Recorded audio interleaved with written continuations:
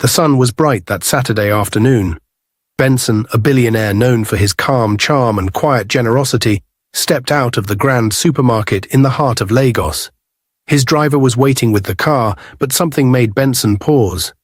Maybe it was the warm air or the smell of roasted corn across the road. Or maybe, just maybe, destiny had decided to play its hand. As he adjusted his sunglasses and scanned the crowd, a soft voice pulled his attention. "Excuse me, sir. Please, can you help me with some money for food?" Benson turned, his breath caught in his throat. She stood barefoot, her clothes slightly torn, her long black hair messy but beautiful in its natural way. Her skin was dark and glowing under the sun. Her big, tired eyes looked into his, and in that moment, Benson felt something strange. His heartbeat slowed, then raced. He had seen many women in his life, models, celebrities, even daughters of presidents, but none had hit him like this. "I'm sorry," he said, struggling to speak. "I don't have cash on me right now. Let me just go to that ATM over there and withdraw. Please wait here. Don't go. I'll be right back." She gave a small nod. "Okay, sir. Thank you." He turned quickly and hurried to the ATM across the street. It wasn't far. He kept looking over his shoulder, afraid she might disappear. He typed in his PIN and withdrew several notes. Then he rushed back. She was gone. "Wait, no," he muttered, turning in all directions. Where did she go? Benson checked behind cars, peered into corners, even walked around the block, but she was nowhere. It was like she had vanished. He finally stopped near his car, completely out of breath. "She should have waited," he whispered. "Why didn't she wait?" Back home in their luxury mansion in Banana Island, Benson walked in looking quiet and distant. "Welcome, my son," his father said, standing up from the grand leather couch. "How far about the wedding plans with Chief Okafor's daughter? The engagement is next month. I hope you're taking it seriously." Benson didn't answer. His father frowned. "Benson, I'm talking to you." He dropped the cash he was still holding on a table and sighed. "Dad, how many times will I say this? I told you and Mum before, I don't love this woman. You're forcing her on me." "You don't have a choice," his father said firmly. "This marriage is important for business. Our companies will grow stronger when we unite with the Okafors." "I'm not a business project," Benson snapped, his voice shaking with anger. "I'm a human being. What about love? What about my own happiness?" His father looked away. "Love doesn't build empires, wisdom does." Benson turned and walked away. Later that night, he sat alone in his room, staring at the ceiling. All he could think of was that girl. The way she had looked at him, the pain in her eyes, the beauty in her sadness. "God," he whispered, "please let me see her again. Just one more time." He didn't even know her name. The next morning was hot and dry. Benson sat in his home office, staring at a half-open file. His mind wasn't on the documents. No matter how much he tried, he couldn't stop thinking about the girl from the supermarket. Her eyes, her voice, the way she disappeared without a trace. It was strange how someone he met for less than 5 minutes had now taken over his whole mind. Just then, his phone rang. It was a call from one of his construction workers at his new building site on the mainland. "Hello, sir," the man said. "Good morning. Sorry to disturb you this early."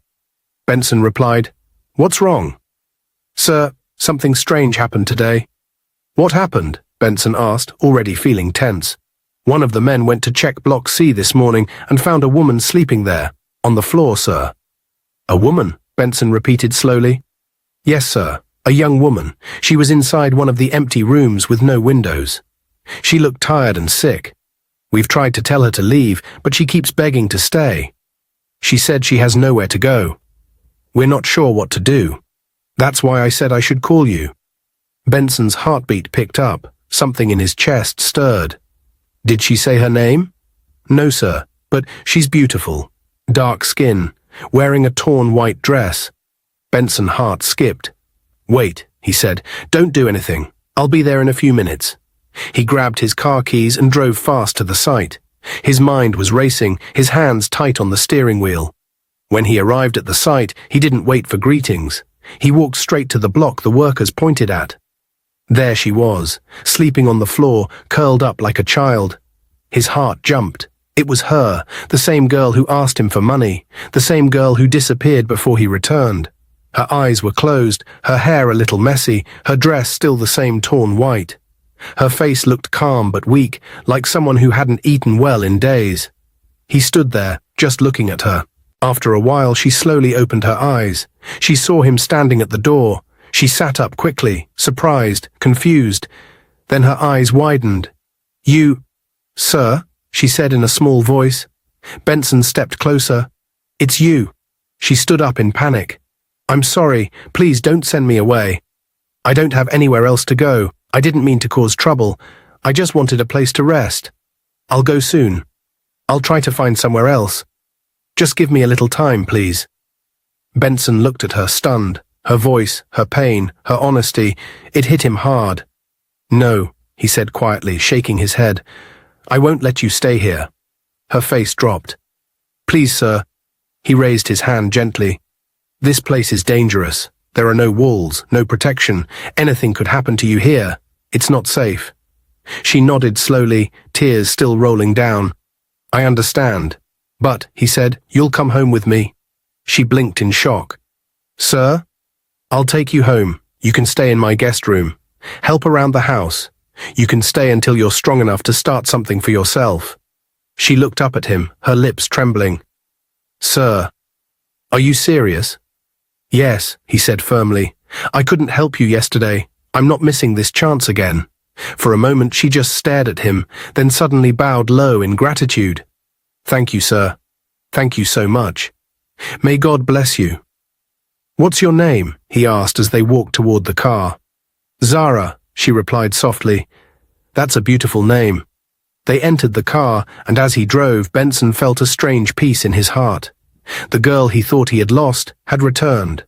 The next morning, the mansion kitchen was warm with the soft aroma of jollof rice. Zara stood by the cooker in a simple blue dress that Benson had given her. There was peace in her eyes. This was the first time in a long while she felt like a human being again. She had slept in a real bed, taken a proper bath, and now she was doing something she loved, cooking. Even if this peace didn't last forever, at least she would enjoy it while it did. She didn't hear the footsteps at first, but she felt someone watching her. When she turned around, her heart almost jumped. A woman stood at the kitchen entrance. Her makeup was heavy, her fake lashes long, and her gold heels clicked as she stepped in. She looked like she came straight out of a fashion magazine. Zara stared at her, confused. The woman's voice was sharp. "Excuse me, who are you?" Zara swallowed. "Good morning, Ma. I'm just cooking." "Cooking?" The woman's voice rose. "In my man's house?" Zara froze. "I'm sorry?" "I said, who are you, and why are you in Benson's house, wearing someone else's dress and acting like you live here?" Zara looked down. "Mr. Benson brought me here. He said I could help in the house. I've been staying in the guest room." The woman's face turned red with anger. "I'm Juliet," she said proudly, "Benson's girlfriend, and I don't remember him telling me anything about bringing in strays from the street." Zara stepped back. "I'm sorry, I didn't mean to—" Juliet cut her off. "Let me guess. You met him on the road, gave him your sad little story, and now you're living in his mansion. Cooking in his kitchen like you're the wife." "No, Ma, it's not like that." "Don't lie to me," Juliet snapped. "You poor girls are all the same. Hungry, desperate, and pretending to be innocent so you can trap rich men. You think I haven't seen your type before?" Zara's eyes filled with tears. "I'm not here to trap anyone. I just needed somewhere safe to sleep. That's all." Juliet rolled her eyes. "Safe? Please. You're not fooling anyone. You're not here for safety. You're here for a husband. And I'm telling you now, stay away from Benson." Just then, Benson walked in from the living room, hearing Juliet's voice echo through the house. "Juliet," he said, stepping toward the kitchen. "What's going on?" She turned to him immediately. "Benson, who is this girl, and why is she cooking in your kitchen like she's your housekeeper? Or worse, your girlfriend?" Benson looked at Juliet. "I told you about her yesterday. She's the girl I met outside the supermarket, the one who asked me for help." Juliet frowned. You brought her to your house? Yes, Benson said calmly. I found her sleeping at my construction site. She had no place to go. What did you expect me to do? Leave her there? Yes, Juliet shouted. Why is that your business? You don't know her. She could be a thief, a liar, anything. You just brought her into your house like she's your sister. She's not a thief, Benson said firmly. She's someone who needed help. Juliet laughed bitterly. You're defending her now. You've known her for what? 2 days. Juliet, relax. I won't relax, she snapped. This is exactly how it starts. Today she's washing plates and cooking stew. Tomorrow she's sharing your bed. Don't say I didn't warn you. Benson took a deep breath, then said quietly, You have never liked cleaning or cooking for me. You always say you're too busy, too tired, or that I'm rich enough to pay someone else. Juliet blinked. And so? And now someone is doing those things, not because I pay her, but because she wants to. And you're upset. Of course I'm upset, Juliet said, because I know how this goes. You let these types of girls in, and they never leave. They pretend to be helpful, then slowly start getting comfortable. You'll be the next man in the news story. Billionaire falls in love with poor street girl. Benson's voice turned cold. And maybe I'd rather be with someone who cooks with love than someone who only shows up when she wants pictures for Instagram. Juliet's mouth dropped. Are you serious right now? You came here uninvited, he said. Now you're insulting someone you don't even know. She's dangerous, Benson. Watch her. She's playing a game. She's not playing anything, he said. She didn't ask to come here. I brought her. I made the choice to help her, and I don't regret it. Juliet shook her head slowly. Wow, I can't believe you. After everything we've shared, you let a complete stranger take over your house. She hasn't taken over anything, Benson replied. She stays in the guest room. She helps with meals. That's all. Juliet clapped her hands slowly. You know what? Maybe you deserve each other. She turned sharply to Zara. Enjoy it while it lasts. Men like Benson are easy to fool, but not forever. Then she stormed out of the kitchen. Zara stood still, her hands trembling. I'm sorry, she whispered. Benson walked over. Don't be. She's right to be angry, Zara said. This is her space. I don't want to cause problems. She lost her right to be angry the moment she insulted you. Zara looked at him. Why are you doing this for me? Benson didn't answer immediately. He stared at her. Because you reminded me that kindness still matters, and maybe I need more of it in my life. Zara gave a small, sad smile. Now, he said, changing the topic, is the food ready? Because after all that drama, I'm starving. She laughed softly and nodded. Yes, sir, it's ready. Good, he said. Let's eat. Later that evening, Benson's phone rang again. It was his father. Good evening, Dad. His father didn't waste time. So Juliet came here crying this morning. She said she met a strange girl in your kitchen, wearing your clothes and cooking like she owns the house. Benson closed his eyes. Dad, is that why you're calling me? His father sounded firm. Answer me, Benson. Who is that girl? And why is she living in your house? Benson frowned. Dad, the person Juliet saw is not my woman. I don't have anything with her. She's just someone I helped from the street. She had no place to go. I brought her in to help around the house and get back on her feet. Benson, his father said calmly, I didn't say you should not help anybody. That's not the issue. I'm only saying be careful. Some girls nowadays are dangerous. They look innocent today, and tomorrow they're the reason your business crashes. Just be careful. Benson replied, Dad, I know what I'm doing. Juliet has no right to come to your house and start reporting me like I'm a child. His father sighed. You know Juliet loves you. She's just scared of losing you. And she's worried because this whole wedding plan is dragging too long. Benson rolled his eyes. Dad, with all due respect, that wedding is none of my business right now. I have over 6 building projects I'm managing. I don't have time for fake love or family alliances. I'm not marrying someone just because her father is your friend. Watch your tone, young man, his father snapped. This marriage is important to both families. It's not just about you. Benson stood up. Then go ahead and marry her yourself, since it's not about me. I'm not interested. I won't marry someone I don't love. His father paused. So is it this street girl you're falling for? Benson laughed. Dad, this conversation is over. I need to rest. We'll talk later. He ended the call without waiting for a reply. A week later, Benson had traveled for a business meeting outside Lagos. He was expected back that same evening. Zara remained in the mansion, keeping everything clean and organized just like he asked. That afternoon, she was in the kitchen, cutting vegetables for stew, when the front door opened loudly. Zara paused. She wasn't expecting anyone. Juliet walked in like she owned the house. She looked around and frowned. "So you're still here?" Zara swallowed and greeted quietly. "Good afternoon, Ma." Juliet folded her arms. "You're very stubborn, aren't you? I thought by now you'd be gone." Zara looked down. "Please, Ma, I'm just doing my duties till Mr. Benson comes back," Juliet hissed. "Duties? In my man's house?" "No shame. Anyway, since you're acting like a maid, come and wash my clothes." Zara blinked in surprise. "Ma, but I'm busy right now. And besides, there's a washing machine in the laundry room." Juliet stepped forward and shouted, "Did I ask you to explain? I said go and wash my clothes. They're outside at the corner of the compound." Zara hesitated. "Please, let me just finish cooking. I need to prepare his food before he returns." Juliet raised her hand in anger. "Will you shut up and do what I said? Wash those clothes before I change my mind. If not, you'll be out of this house before my man returns." Zara was shaking. "Ma, please, you don't have to insult me." Juliet laughed wickedly. "Insult? I haven't even started. You poor village girl, very ugly thing.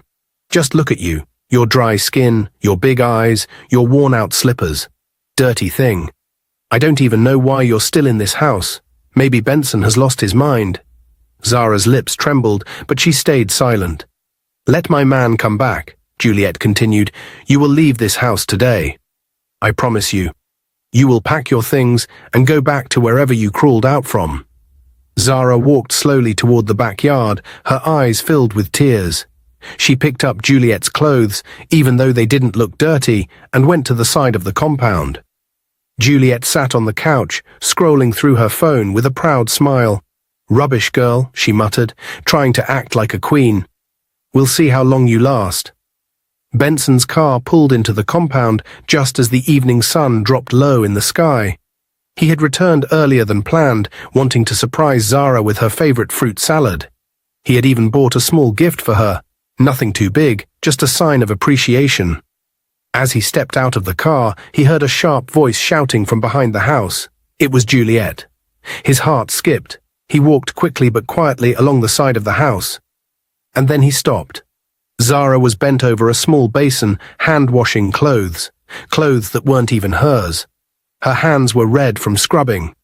Beside her stood Juliet, standing tall, arms folded, watching like a prison guard. "I said wash it again, you useless girl," Juliet shouted. "Do it well, or do you want to sleep outside today?" Benson's face changed. Zara turned quickly, shocked to see him standing there. Her mouth opened slightly, but no words came out. She looked embarrassed, like someone caught in the middle of something shameful. He looked at Juliet. "What is this?" he said quietly, but his voice was heavy. "Babe, Why is she washing your clothes by hand?" he asked. Juliet laughed nervously. "She said she likes helping out, so I gave her something to do." "Don't lie," Benson said coldly. "I heard everything."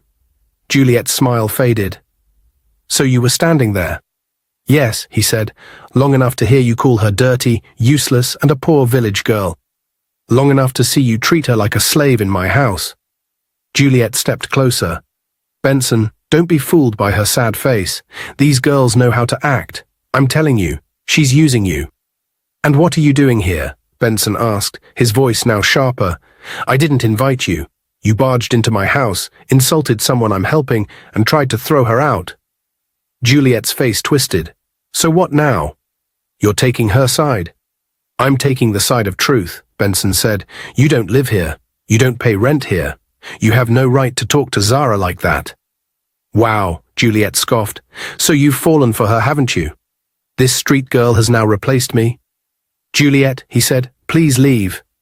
She stared at him in disbelief. "What did you just say?" "I said leave my house." Juliet's mouth dropped open. "Benson, you're throwing me out because of her." I'm throwing you out because of you, he said, because of your wickedness, your pride, your disrespect, and your fake love. I've finally seen who you really are, and I don't want that energy around me anymore. Juliet laughed again, this time bitterly. You'll regret this. One day you'll see that all she wants is your money. Maybe, Benson said, but at least she has never disrespected me or used my name to chase fame. Juliet pointed at Zara. You think you've won. Enjoy it while it lasts. You'll be back on the street soon. Zara stayed silent. Juliet turned and stormed off. Benson turned to Zara. I'm sorry. She shook her head. No, it's not your fault. I should have protected you better, he said. You didn't deserve that. I didn't come to destroy anything, she said softly. I only wanted peace. I know, he replied, and now you'll have it. She looked into his eyes. But people will talk. They'll say I used you. Let them talk, he said. I know the truth, and that's enough for me. Zara blinked, her voice soft. You're not ashamed of what they'll say? No, Benson replied. I'm proud of the decision I made. I saw someone who needed help, and I helped. And I fell in love with her from the first day I saw her outside that supermarket. Zara's eyes widened. Sir, I'm not joking, he said gently. I didn't understand it at first. I just knew I couldn't stop thinking about you. And now, every time I see you smile, every time you talk, every time you walk around this house, I feel something I've never felt before. Zara was quiet for a long moment. Then she spoke softly. Sir, please. You don't have to call me sir, he said quickly. She gave a faint smile. Okay. Benson. Then her face turned serious again. I don't want to be disrespectful. You've been nothing but kind to me. I appreciate everything. I pray God blesses you 1,000 times for it, but I need you to understand something. He nodded. I'm listening. I'm not ready for love, she said. I'm not even ready for myself yet. I came here broken. I'm still trying to find who I am. What I need now is to work, save up some money, and return to school. That's all. That's my dream. Benson didn't say anything for a while. Then he nodded. It's fine, I understand. Zara looked up at him, unsure. You're not angry? No, he said. How can I be angry at someone for being honest? Love isn't something you force. It has to come from the heart. And if your heart is focused on something else, I'll respect that. You still want to go back to school? He asked. Yes, she replied. It's the one thing my mother always wanted for me. She used to say, even if the world turns its back on you, your education will stand by you like a good friend. I want to fulfill that dream. For her. And for me. Benson nodded. What do you want to study? Mass communication, she said. I love writing, and I like talking too. I want to work in media, maybe one day become a voice people listen to. He smiled. You already have a voice worth listening to. She looked at him with a soft laugh. You just like encouraging people. I mean it, he said, and I'd like to support that dream. She looked unsure. You've done enough already. I don't want to be a burden. You're not a burden, he said gently. You're someone with a dream. And if I can help make it happen, I will. Not because I expect love in return, but because I believe in you. Zara blinked back tears and nodded. Thank you so much, sir. Truly. He smiled. We'll talk more tomorrow. Zara was in the kitchen chopping vegetables, preparing soup for dinner, when the doorbell rang. She rushed out to answer it. When she opened the door, she was surprised to see a graceful older woman standing there, dressed in elegant lace and soft gold jewelry. Her smile was warm, and her presence filled the doorway with quiet authority. Zara immediately guessed who she was. Good afternoon, Ma, Zara said with a respectful smile, stepping aside quickly. Please come in. The woman entered with gentle confidence. Thank you, my dear. Is Benson around? Zara shook her head. No, Ma, he just stepped out to get something. He said he'll be back in a few minutes, but please, come in and sit down. The woman walked into the living room, and Zara followed closely behind. As she took a seat, Zara smiled and said, You must be Benson's mother. Oh, mother, you are so beautiful. My boss has said so many wonderful things about you. Benson's mother smiled in surprise. He said nice things about me? Zara nodded. Yes, Ma, all the time. The woman chuckled lightly. Well, he told me some things about you too.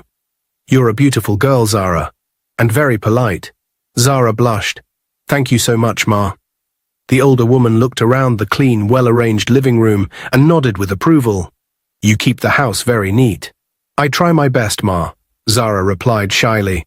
Are you the one cooking now too? Benson's mother asked, looking impressed. Yes, Ma, I enjoy it. Zara looked thoughtful for a second, then smiled brightly. Mother, would you like to eat something while you wait for your son? The woman shook her head gently.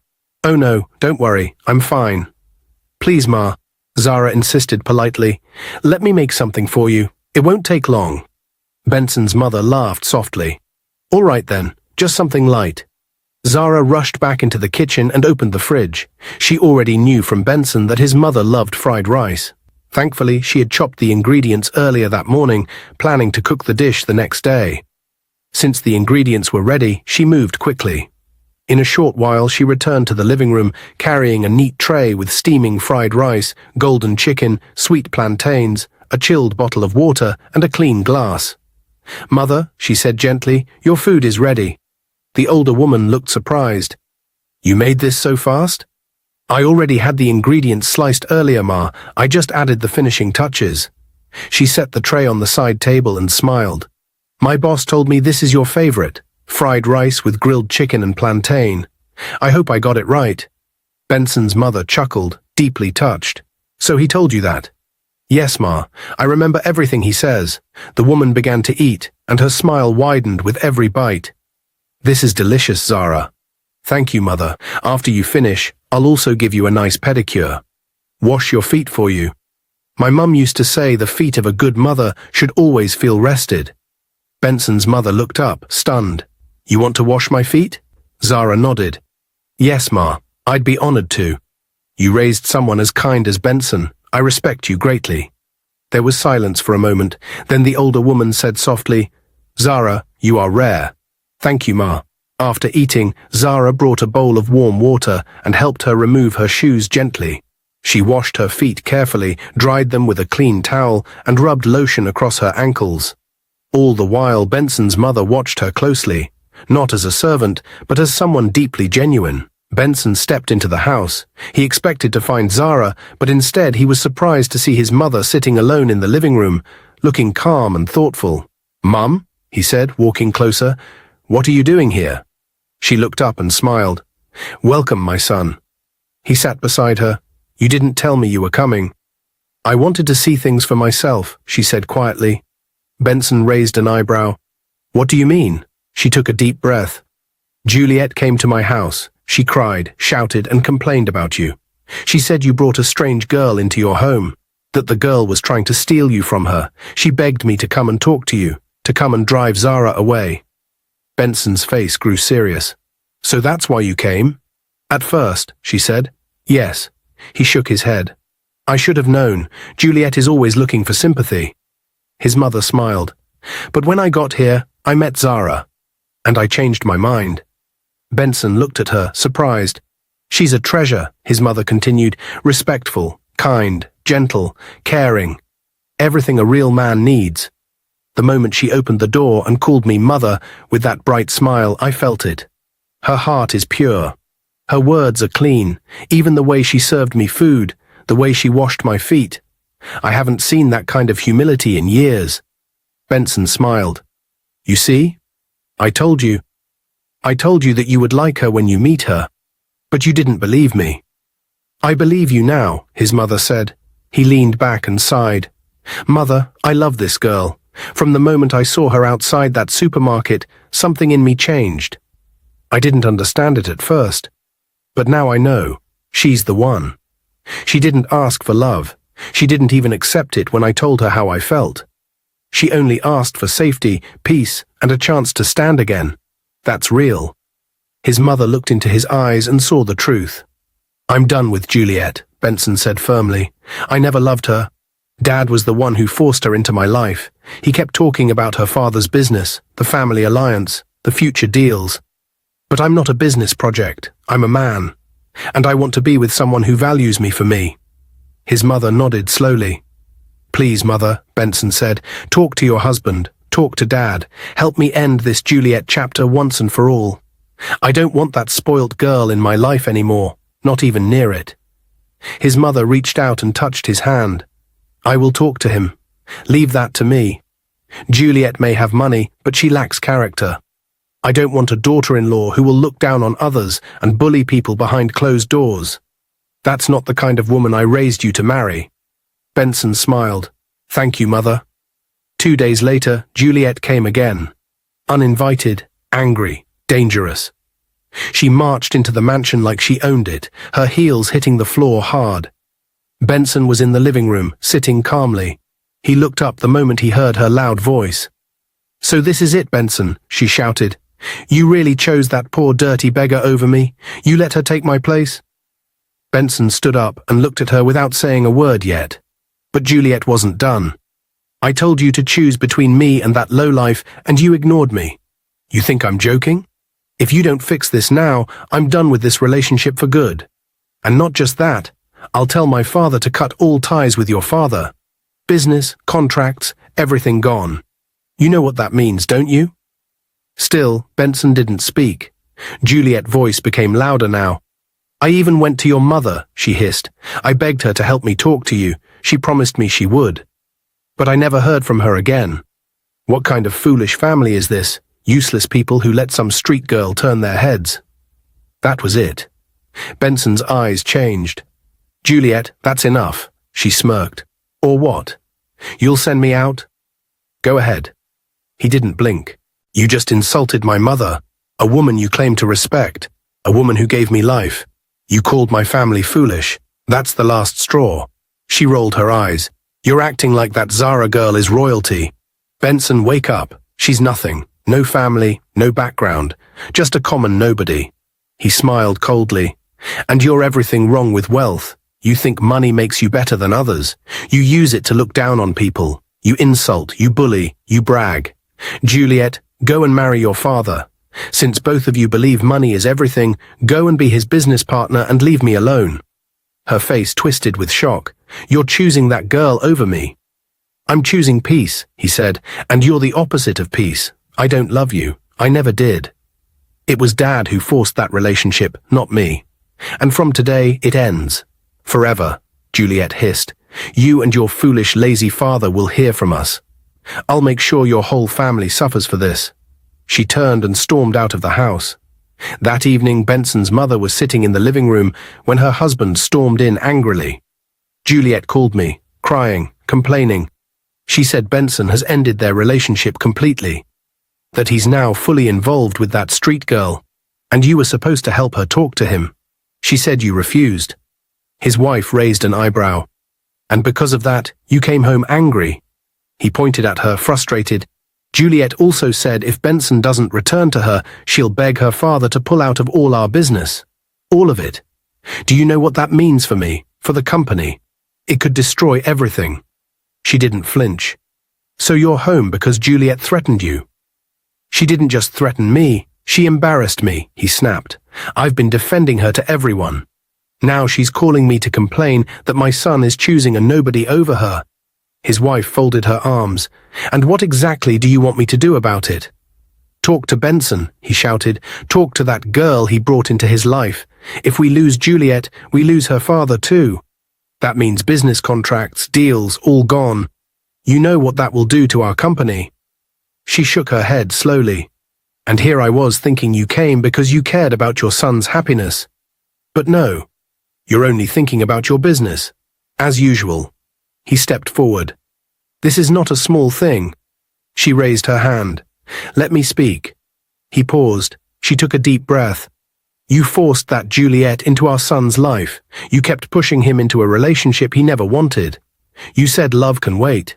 You said business first, and now it's crashing in your face.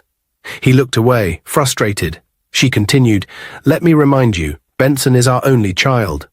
We should care more about his peace than profit. That girl Juliet is arrogant, rude and loud. She came to me, yelling and insulting.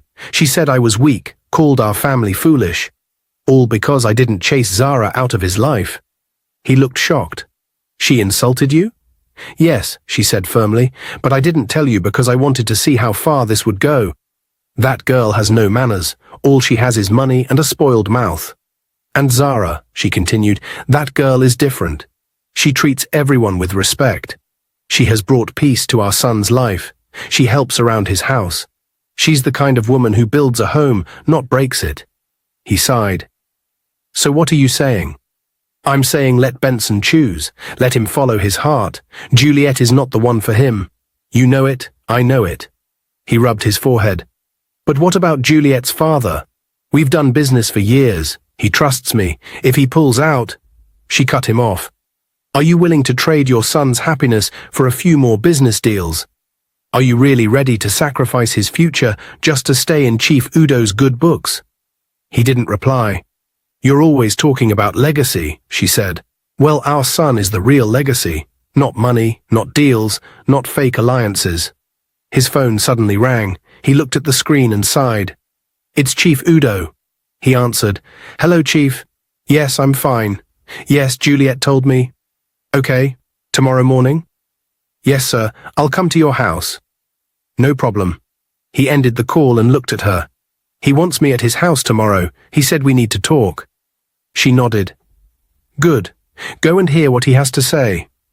But please, when you get there, don't go as a man desperate to keep business. Go as a father protecting his son. He nodded slowly, thoughtful now. This time, I'll speak the truth.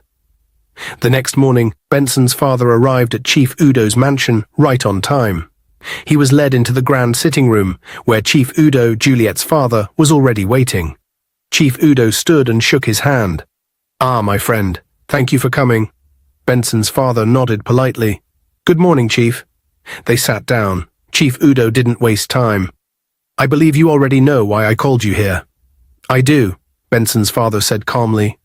Chief Udo sighed and leaned back. Your son is making a big mistake. Juliet is heartbroken. She came crying to me. She said he ended things and now spends all his time with a girl from the street. Benson's father stayed silent. Chief Udo went on.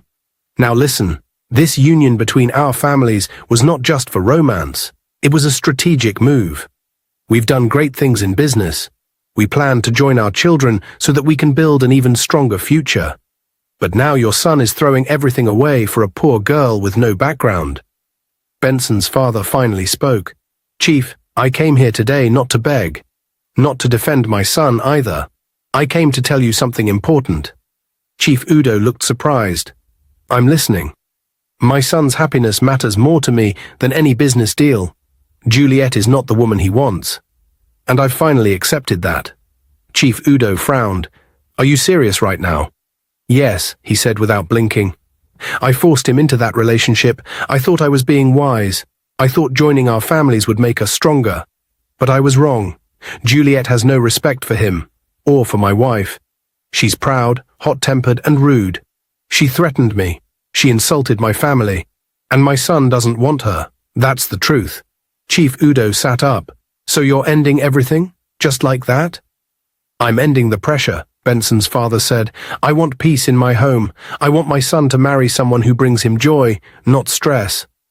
Chief Udo's face changed. You'll regret this, I promise you. You're choosing a beggar over my daughter. I'm choosing my son, he replied, and you should start working on your daughter's character before forcing her on another family. The room went quiet. Chief Udo's face darkened. So all our years of business friendship mean nothing to you? They mean something, Benson's father said, but not more than my child's future. If you want to withdraw your partnership, so be it. But I will not sacrifice my son's life for deals and contracts. Chief Udo replied, You will regret this. Benson's father nodded. Maybe. But I'd rather regret a lost deal than regret destroying my son's happiness. Without another word, he turned and walked out of the mansion with his head held high. For the first time in years, he felt like he had made the right choice, not for business, not for image, but for love and family. As he got into his car and closed the door, he whispered to himself, My son deserves peace, and I will protect it, even if I stand alone. It was a quiet Sunday evening. Benson and Zara sat on the balcony of his house, watching the sunset. Benson looked at her for a while, then gently took her hand. "Zara," he said softly. She turned to him, her smile sweet and shy. "Yes, Benson?" He knelt down, surprising her. From his pocket, he brought out a small velvet box and opened it. "I love you, Zara. I loved you from the moment I saw you outside that supermarket. And every day since then, you've shown me what peace, strength, and real beauty look like. I want to spend the rest of my life with you. Will you marry me?" Zara gasped, her eyes filled with tears. She didn't speak at first. She just looked at him, heart pounding. Then, in a quiet voice, she said, "I've loved you too, Benson." He looked up, shocked. "You have?" She nodded. "Yes. From the day I saw you at the construction site, when you came to check who was sleeping there, I saw the way you looked at me, and my heart whispered, 'This man is different.' But I didn't want to say anything. I didn't want you to think I was after your money." Benson smiled, tears in his eyes. "You don't know how happy I am to hear that." She laughed gently. "Yes, I'll marry you." He slid the ring on her finger, and they hugged tightly. It was a moment they would never forget. A few weeks later, Benson helped Zara enroll into university. She chose mass communication, just like she always dreamed. She studied hard, worked smart, and never allowed pride to change her. Meanwhile, across town, Juliet sat in her father's house, quiet and thoughtful. Chief Udo had called her into his study earlier that week. "I will not continue to tolerate all this nonsense," he said firmly. "You lost a good man because of your pride and behavior. Now you will change. You must go out, get a job, and focus on building your life. I've spoiled you long enough. It ends today." At first, Juliet wanted to argue, but something in her father's voice made her listen. And for the first time in her life, Juliet agreed. She went out, applied for jobs, and eventually found work at a marketing firm. Slowly, she started learning about humility, growth, and real strength, not from luxury, but from effort. Years passed. Zara completed her degree with honors. Their wedding was simple but elegant. The guests were happy. Benson's parents were proud, and Zara's smile that day could light up the whole world. Afterward, they moved into a new home they designed together. Their marriage was filled with laughter, teamwork, understanding, and deep love. No pride, no secrets. Just peace. Zara opened a media company 2 years later.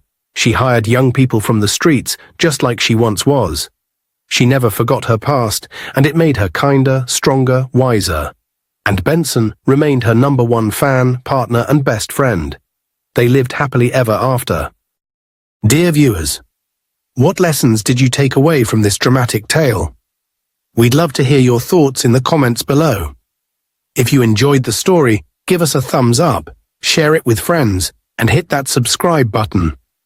Don't forget to turn on notifications so you never miss out on our latest updates.